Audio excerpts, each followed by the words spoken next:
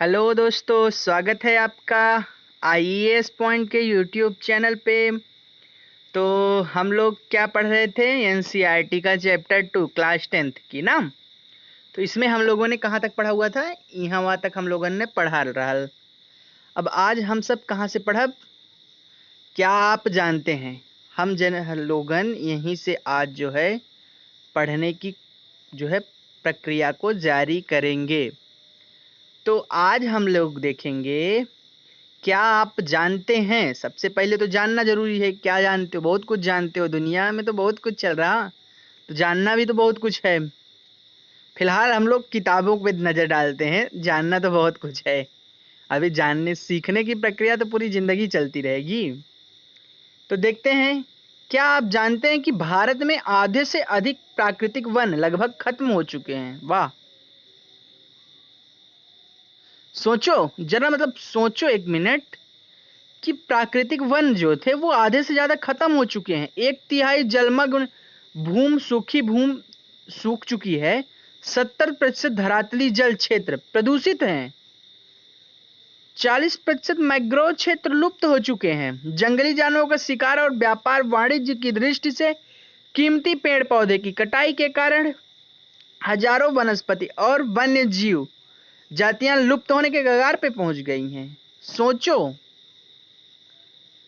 थोड़ा सा हम लोग सीरियस अगर हों, इस मुद्दे को अगर हम लोग थोड़ा सीरियसली सोचे तो आंख में आंसू आ जाए। अगर इस मुद्दे को थोड़ा सीरियसली सोचो, ये जो यहाँ पे दिया हुआ है हम लोगों को अभी पढ़ने के लिए, हम लोग जो पढ़ रहे हैं, इसको अगर आप सीरियसली थोड़ा सा सोचो ना यार, सच में आंख में आंसू आ जाएंगे।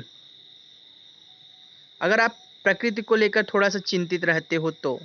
बाकी अगर वही हो नास्तिक जिसको बोलते हैं, तो फिर कोई बात नहीं भैया।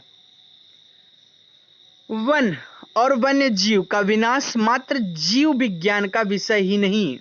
जो वन्य जीवन और का विनाश है, ये जो है जीव विज्ञान का विषय नहीं है। जैव संसाधनों का विनाश सांस्कृतिक विविधता का विनाश से जुड़ा हुआ है।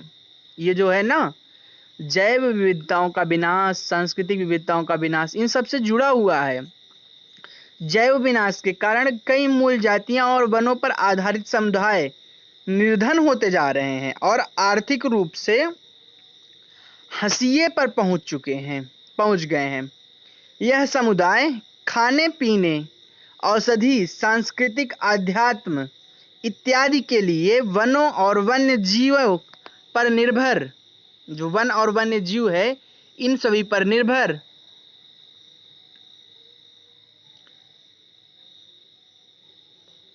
है। गरीब वर्ग में महिलाएं पुरुषों की तुलना में अधिक प्रभावित हैं। जो गरीब वर्ग की महिलाएं हैं, पुरुषों की तुलना में वो क्या हैं? अधिक प्रभावित हैं। कई समाजों में खाना, चारा, जल और अन्य आवश्यकता वस्तुओं को इकट्ठा करने की मुख्य जिम्मेदारी महिलाओं की होती है। मतलब कई समाज जो हैं हमारे, उसमें क्या होता है कि खाना, चारा, जल और ये सब की जिम्मेदारी जो होती है अक्सर महिलाओं की होती है। अंदर का काम भी महिलाएं करेंगी, बाहर का काम करेंगी। वाह, क्या बात है! मतलब सोचो कि महिलाएं काम करने की मशीन हैं। अंदर का काम भी करेंगी महिलाएं, बाहर का भी काम करेंगी, सारा काम महिलाएं ही करेंगी, और तुम क्या करोगे? आराम करोगे। कई समाजों में, यहाँ पे लिखा गया है, कई समाजों में महिलाओं की होती है। जैसे कि इन संसाधनों की कमी होती है, महिलाओं का कार्य भार बढ़ता जा रहा है। कई बार उनको संसाधन इकट्ठा करने के लिए 10 किमी से अधिक पैदल चलना पड़ता है। इसमें उन्हें गंभीर समस्याएं झेलनी पड़ती है। मैं एक बात बताऊं तुमको, एक दिन मेरे एक अंकल से झगड़ा हो गया था। अंकल तो कैसे सर मारा है, एक कुत्ते से झगड़ा हो गया था। किस बात को लेकर? मैं कपड़े की दुकान पे खड़ा था। खड़ा क्या, मतलब लेने गया था अपने लिए कोई टी शर्ट वगैरह लेने गया था, किसी काम से गया था, याद नहीं है। तो गया था ना, वहां पे एक आदमी था। वो पता है क्या बोल रहा था कि औरतें जो होती हैं एक बच्चा पैदा करने की मशीन होती हैं बस। मतलब उनको सिर्फ जो है इससे ही अलावा काम करें और ये करें, इसके अलावा उनकी दुनिया ही नहीं है। वो दुनिया में है ही नहीं, बस इसी कार्य के लिए वो दुनिया में आई हुई हैं, उनका इतना ही काम है। मतलब भाई ऐसी ऐसी बात, मतलब लड़ाई हो गई थी उससे वहीं पे। मतलब इतना कमीनी कमीनी बात बोल रहा था, मैं आपको यहाँ पे प्रैक्टिकली मतलब बता नहीं सकता हूँ, ऐसी ऐसी बातें बोल रहा था। लड़ाई हो गई थी मेरी, एज लगभग थी 50+ थी एज, बट मैंने अच्छे से सुना दिया, क्योंकि रिस्पेक्ट तभी होती है जब सामने वाला बंदा रिस्पेक्ट के लायक होता है। भाई रिस्पेक्ट तभी हो पाएगी सामने वाले बंदे की जब तुम रिस्पेक्ट जैसी काम करोगे, रिस्पेक्ट जैसा बात करोगे। छोटे बच्चे की भी उसी तरह रिस्पेक्ट मिलेगी, उसी तरह बड़ों की भी मिलेगी। आज का ज़माना अपडेट हो चुका है, वो तभी रिस्पेक्ट करेगा जब तुम रिस्पेक्ट के योग्य रहोगे। रिस्पेक्ट योग्य नहीं हो तो भाग साले यहाँ से, ये कंडीशन चलेगी। तो रिस्पेक्ट मतलब कि इसलिए मेरी बहुत भयानक लड़ाई हो गई थी उससे। भाई औरतें ऐसी थोड़ी ना है। अब चलो बात करते हैं, छोड़ो इन सब बातों को। 10 किमी पैदल चलना पड़ता है ना, इसमें उन्हें गंभीर स्वास्थ्य समस्याएं झेलनी पड़ती हैं। काम का समय बढ़ने के कारण घर में बच्चों की उपेक्षा होती है, जिसके गंभीर सामाजिक दुष्प्रभाव परिणाम भी हो सकते हैं। वन कटाई के परोक्ष परिणाम जैसे सूखा, बाढ़ गरीब तबके के सबसे अधिक प्रभावित करता है। जो मतलब होता है वन की कटाई, इन सबसे बहुत कुछ होता है। इस संबंधित और गरीबी पर्यावरण निम्नीकरण का सीधा परिणाम होता है। भारतीय उपमहाद्वीप में वन और वन्य जीवन मानव के लिए बहुत कल्याणकारी है। अतः यह आवश्यक है कि वन और वन्य जीवन के संरक्षण के लिए सही नीति अपनाई जाए। मतलब कि वन और वन्य जीवन के लिए सही नीति अपनाई जाए, यह आवश्यक है। भारत में जो है वन्य जीवन संरक्षण, वन जीवन और वनों में तेज गति से हो रहे ह्रास के कारण इसका संरक्षण बहुत आवश्यक हो गया है। परंतु हमें वन और वन्य जीवन का संरक्षण करना आवश्यक क्यों है? संरक्षण में पारिस्थितिकी विविधता बनी रहती है तथा हमारे जीवन साध्य संसाधन वन, जलवायु, मृदा बने रहते हैं। इन विभिन्न जातियों को बेहतर जनन के लिए वनस्पति और पशुओं में जीन्स विविधता को सुरक्षित करती है। उदाहरण के तौर पर अगर हम देखें, कृषि में भी अभी पारंपरिक फसलों पर निर्भर है। जो कृषि है वो क्या है? पारंपरिक फसलों पर निर्भर है। जलीय जैव विविधता मोटे तौर पर मछली पालन के लिए बनाए गए हैं, रखने के लिए निर्भर है।